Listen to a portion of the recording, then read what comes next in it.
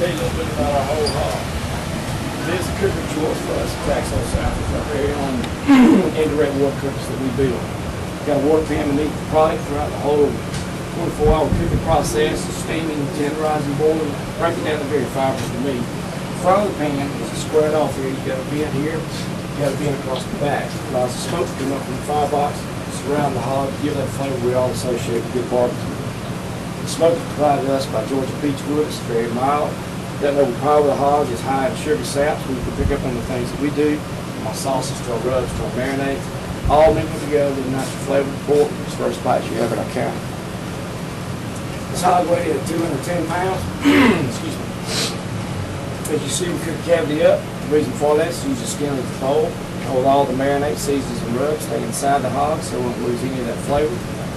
It's right here internally. What we try to cook for when we're cooking, we want about a 205 degree internal temp, about 185 back here in the hams. We cook it for 24 hours at 275 degrees. That being said, we'll reach up here into our shoulder.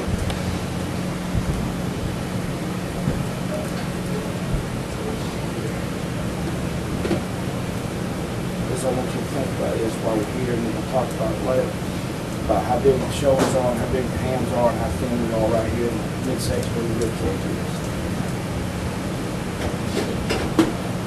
If you have any questions, I'd be glad to ask. Cool. So where do you get the hog? Hogs right here that I get all of them come from Yoder's Butcher Blocks, a Mennonite community about 14 miles from my home in Montezuma, Georgia. I like to get them about 200 pounds or better. I like big hogs for the simple fact you got more mass of meat to deal with, build good blind boxes, and to build good plates for the judges. But also it's got the bigger the hog, the more fat content you have, the more moisture you have, which relates to the meat. So how long have you been doing this? Since 1996. Have you always worked with the same team? Yes, JACKSOLDSOUTH is my team. Where are you from? Georgia. How long have you been here? For about a year now. Oh, really? Sir. From up here?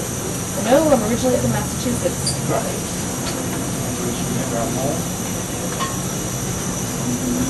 And you just do pork? We do quesadillas also. We got the brisket, ribs, and chicken. We do it all.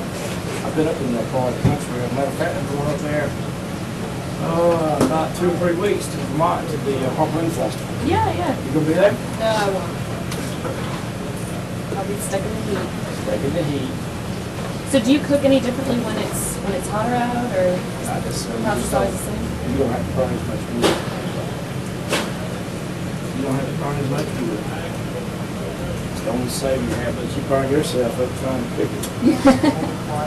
Just right up and get some chow meat, cheap meat.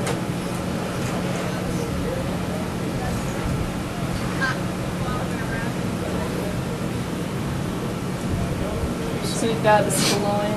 This is the. Right here's your shoulder, there's your loin, there's your ham, and right here's the taboo meat. Got it. So what do you like about cooking pork? Whole hog is the category because of the different sections, the different thicknesses. It's the hardest thing to cook, and that all be right all over. And it's the challenge, and it's it's the most rewarding to get it right. And we do pretty well with it. So whole hog's a favorite. Yes, we've won 3 world championships with the whole hog. Sauce. Sauce for a good You said you're going all the way up to Vermont for burgers. We have to take the sweet and fruit-based sauce, a combination of good fruit and take the top of your mouth. The basic sauce here, the Dutch original, just the vinegar-based sauce. Also, we have the rub we use after our pre-based marinade. All 4 of these products, they enhance and combine well with the hog, but I do encourage you to switch the sauces to the flavor and flavor and taste you're looking for. Do you recommend I just pour them on? What I would recommend doing is try it without it. Yeah. Try it.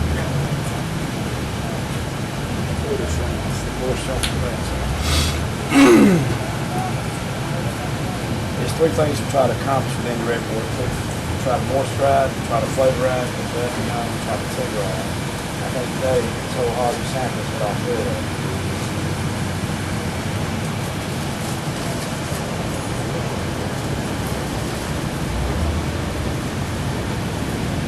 So have you changed your cooking process at all over the years? Not last Friday. I teach 3 cooking schools a year at my home. I teach 2 a year at the Greenbrier Resort in West Virginia. And it's basically stays the same as what I've done in the last 5. Now prior to that we do a little different stuff. But I've got it down pretty much. We do about 30 contests a year. And it's just a process of repetition and staying consistent with what you do.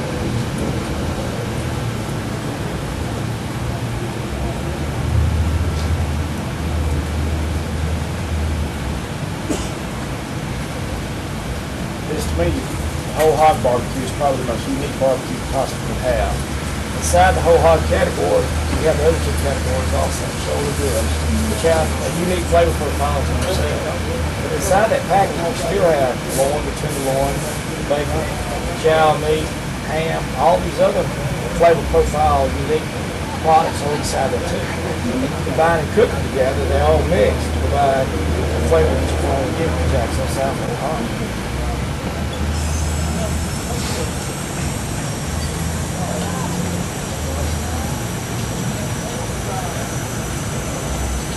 How far do you travel to do this? To get here, we're about 110 miles from here, South Georgia.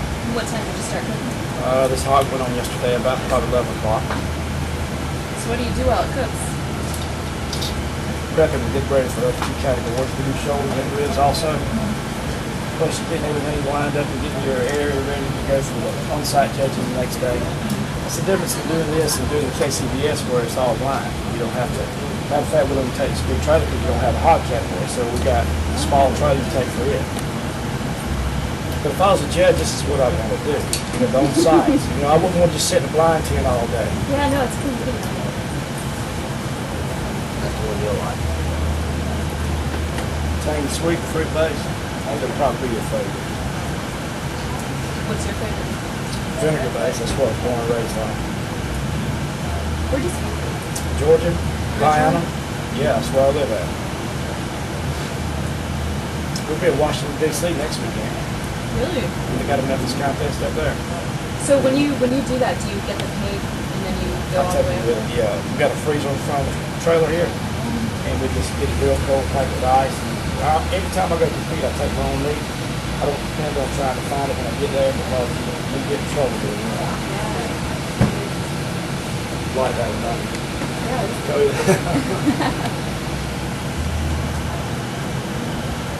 A while ago we were talking about the thickness of the meat up here. Shoulders are thick, hams are thick, the rib cage is thin. But everything is equally done, nothing's overcooked or undercooked. And it's moisture all the way through. And the way that happens is the water pan lets you do 3 things.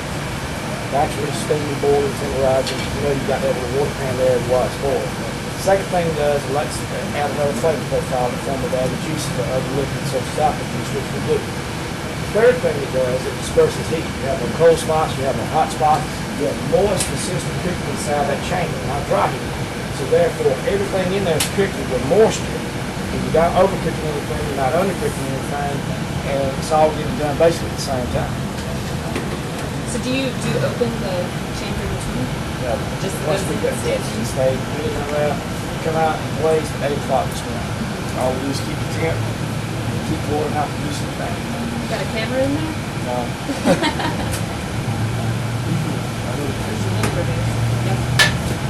But the thing is, we always get about the same size hogs, same size shoulders. 12 racks of ribs, we do it every time, and the temps are always going to be the same, so it's pretty consistent.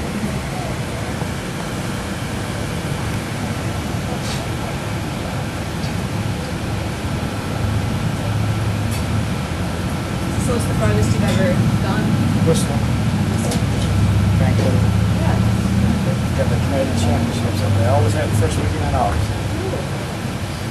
You drive all the way from Why? That's why I like to have somebody first to grill up there. How do you get the pig up there? Well, they don't do pigs. The only thing I did for the pig that I did KCBS. is KCBS, but I did do a pig because they always get me, they comp my whole deal if I go up there and do a hog demonstration, like part of my class. And they always get one up, and I do the demo, and they have about 3 or 400 folks there. It's not as big as this one. They don't have a product that big. It's hard to get a hog now. I mean, really, through the meat conveyors where you can get whole product.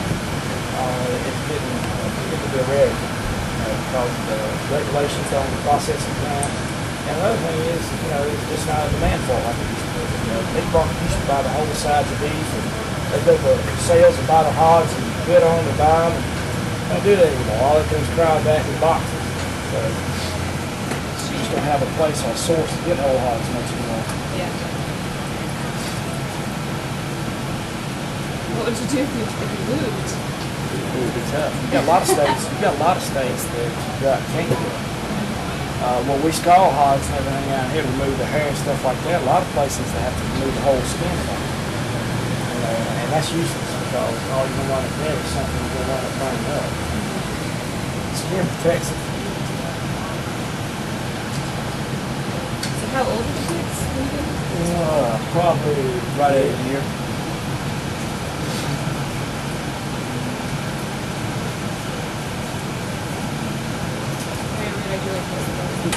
Take a fleet. Let me show you something. We got it right there. I mean, you can eat it. I mean, you can get the judgment, but I mean, I taste the meat sauce on it. I like it.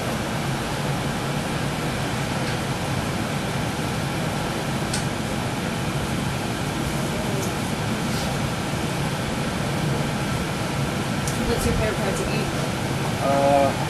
Probably shoulder. Shoulder's got the most flavor in it. Shoulder's a lot like comparison to if you're doing like on chicken parts. Shoulder's like chicken thighs. The ham is like a breast.